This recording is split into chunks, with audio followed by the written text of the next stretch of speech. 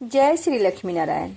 माता लक्ष्मी और भगवान विष्णु अपने समस्त भक्तों की सभी मनोकामनाएं पूर्ण करें।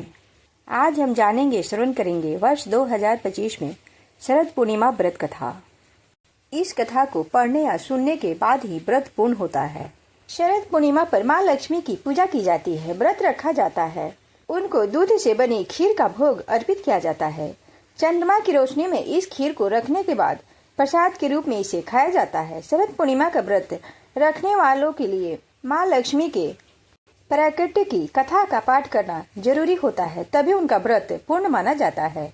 शरद पूर्णिमा व्रत कथा। अगर यह वीडियो अच्छी लगे तो चैनल को सब्सक्राइब और वीडियो को लाइक शेयर अवश्य करें। साथ ही कमेंट में जय माँ लक्ष्मी अवश्य लिखें।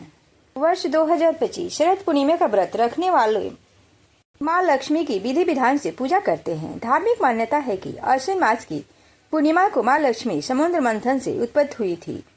इस दिन माँ लक्ष्मी का प्रकटोत्सव मनाया जाता है। भक्त इस दिन माँ लक्ष्मी का व्रत करते हैं और उनकी पूजन करते हैं।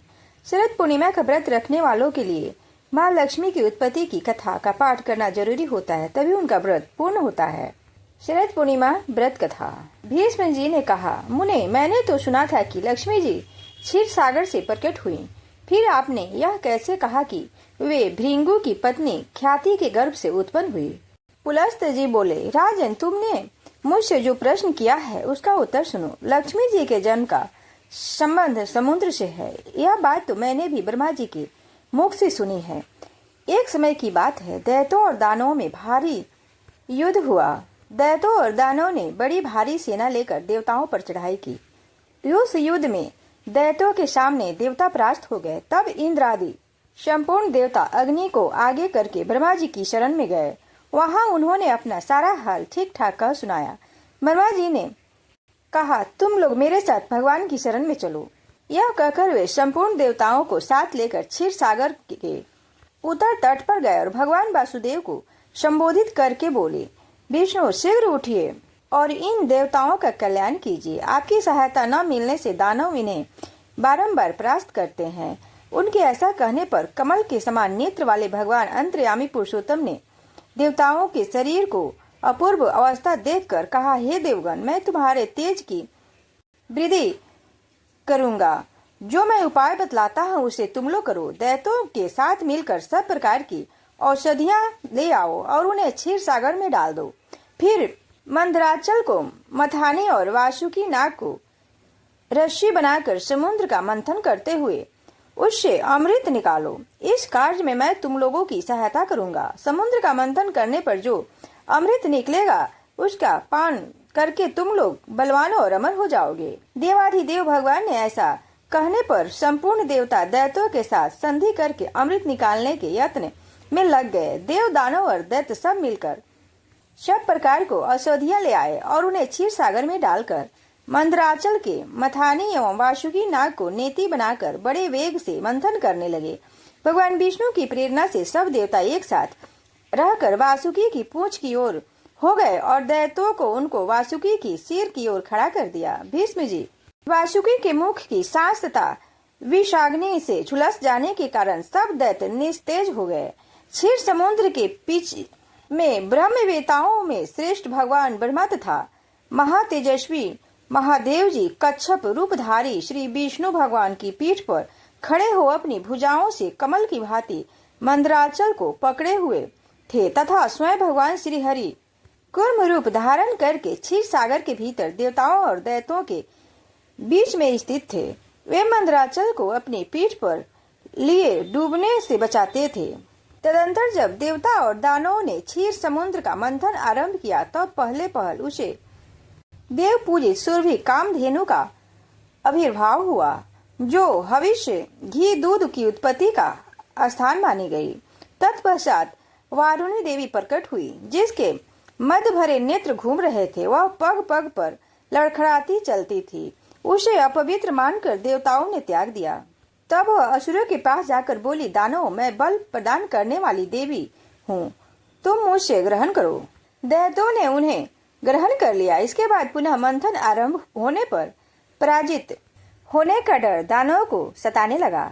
इसके बाद पुनः मंथन आरंभ होने पर परिजात कल्प वृक्ष उत्पन्न हुआ जो अपनी शोभा से देवताओं का आनंद बढ़ाने वाला था। तदंतर 60 करोड़ अप्सराएं प्रकट हुई जो देवताओं और दानवों की सामान्य रूप में भोग्य है। जो लोग पुण्य कर्म करके देवलोक में जाते हैं उनका भी उनके ऊपर समान अधिकार होता है। अप्सराओं के बाद शीतल किरणें वाले चंद्रमा का प्रादुर्भाव हुआ जो देवताओं को आनंद प्रदान करने वाले थे। उन्हें भगवान शंकर ने अपने लिए मांगते हुए कहा, देवताओं ये चंद्रमा मेरी जटाओं के आभूषण होंगे, अतः मैंने इन्हें ले लिया। ब्रह्मा जी ने बहुत अच्छा कहकर शंकर जी की बात का अनुमोदन किया। तत्पश्चात कालकूट नामक भयंकर विष प्रकट हुआ। उससे देवताओं और दानव सबको बड़ी पीड़ा हुई। तब महादेव जी ने स्वेच्छा से उस विष को लेकर पी लिया। उसके पीने से उनके कंठ में काला दाग पड़ गया। तभी से वे महेश्वर नीलकंठ कहलाने लगे। क्षीर सागर से निकले हुए उस विष का जो अंश पीने में बच गया था उसे नागों सर्पों ने ग्रहण कर लिया। तदंतर अपने हाथ में अमृत से भरा हुआ कमंडल लिए धन्वंतरी प्रकट हुए। वे श्वेत वस्त्र धारण किए हुए थे। वैधराज के दर्शन से सबका मन स्वस्थ एवं प्रसन्न हो गया। इसके बाद उस समुद्र से उच्चश्रवा घोड़ा और इरावत नाम का हाथी ये दोनों क्रमशः प्रकट हुए। इसके पश्चात क्षीर सागर से माँ लक्ष्मी देवी का प्रादुर्भाव हुआ जो खिले हुए कमल पर विराजमान थी और हाथ में कमल लिए थी। उनकी प्रभा चारों ओर छिटक रही थी। उस समय महर्षि ने श्री सूक्त का पाठ करते हुए बड़ी प्रसन्नता के साथ उनका स्तवन किया। तत्पश्चात साक्षात क्षीर समुद्र से ने प्रकट होकर लक्ष्मी जी को एक सुंदर माला भेंट की। उनके कमल कभी मुरझाते नहीं थे। विश्वकर्मा उनके समस्त अंगों में आभूषण पहना दिए। स्नान के पश्चात दिव्य माला और दिव्य वस्त्र धारण करके जब वे सब प्रकार से आभूषणों से विभूषित हुई तब इंद्र आदि देवताओं तथा विद्याधर आदि ने भी उन्हें प्राप्त करने की इच्छा की। तब ब्रह्मा जी ने भगवान विष्णु से कहा, वासुदेव मेरे द्वारा दी हुई इस लक्ष्मी को आप ही ग्रहण करो। मैंने देवताओं और दानवों को मना कर दिया है, वे इन्हें पाने की इच्छा नहीं करेंगे। जो आपने स्थिरता पूर्वक इस समुद्र मंथन के कार्य को संपन्न किया है इससे आप पर मैं बहुत संतुष्ट हूँ। यह कहकर ब्रह्मा जी लक्ष्मी जी से बोले, देवी तुम भगवान केशव के पास जाओ, मेरे दिए हुए पति को पाकर अनंत वर्षों तक आनंद का उपभोग करो। ब्रह्मा जी के ऐसा कहने पर लक्ष्मी जी समस्त देवताओं को देखते देखते श्री हरि के वक्ष स्थल में चली गयी और भगवान से बोली, देव आप कभी मेरा परित्याग न करें। संपूर्ण जगत के प्रियतम मैं सदा आपके आदेश का पालन करती हुई आपके वक्ष स्थल में निवास करूंगी। यह कहकर लक्ष्मी जी ने कृपापूर्ण दृष्टि से देवताओं की ओर देखा। उससे उन्हें बड़ी प्रसन्नता हुई।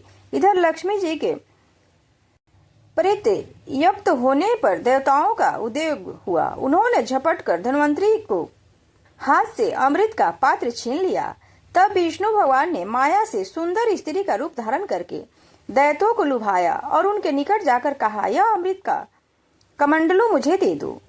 उस त्रिभुवन सुंदरी रूपवती नारी को देखकर दैत्यों का चित्त काम के वशीभूत हो गया। उन्होंने चुपचाप वह अमृत उस सुंदरी के हाथ में दे दिया और स्वयं उसका मुंह ताकने लगे। दानवों से अमृत लेकर भगवान ने देवताओं को आदेश दिया और देवताओं को वह अमृत दे दिया और इंद्र आदि देवता तत्काल उस अमृत को पी गए। यह देखकर दैत्यगण भांति भांति के अस्त्र शस्त्र और तलवारें हाथ में लेकर देवताओं पर टूट पड़े, परंतु देवता अमृत पीकर बलवान हो चुके थे।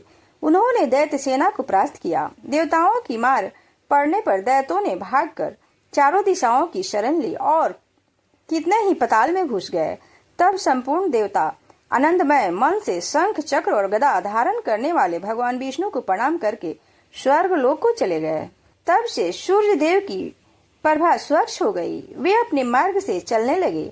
भगवान अग्निदेव भी मनोहर दीप्त से युक्त हो प्रज्वलित होने लगे तथा सब प्राणियों का मन धर्म में संलग्न रहने लगा। भगवान विष्णु से सुरक्षित होकर समस्त त्रिलोकी श्री संपन्न हो गई। उस समय समस्त लोकों को धारण करने वाले ब्रह्मा जी ने देवताओं से कहा, देवगण मैं तुम्हारी रक्षा के लिए भगवान विष्णु को तथा देवताओं के स्वामी उमापति महादेव जी को नियत किया है। वे दोनों तुम्हारे योग क्षेम का निर्वाह करेंगे। तुम सदा उनकी उपासना करते रहना क्योंकि वे तुम्हारा कल्याण करेंगे।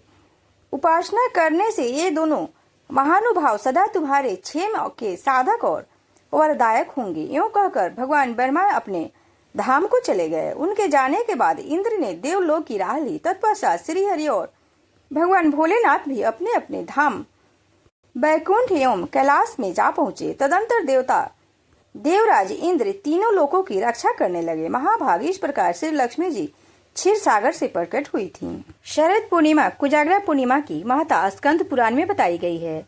इसके अनुसार कोजागरा व्रत एक सर्वश्रेष्ठ व्रत है, जिसका विधिवत पालन करने से साधारण प्राणी भी उत्तम गति प्राप्त करता है तथा इस जन्म में और दूसरे जन्म में भी ऐश्वर्य, आरोग्य एवं पुत्र पौत्रादि का आनंद भोगता है। जय माँ लक्ष्मी, जय श्री हरि विष्णु, जय लक्ष्मी नारायण।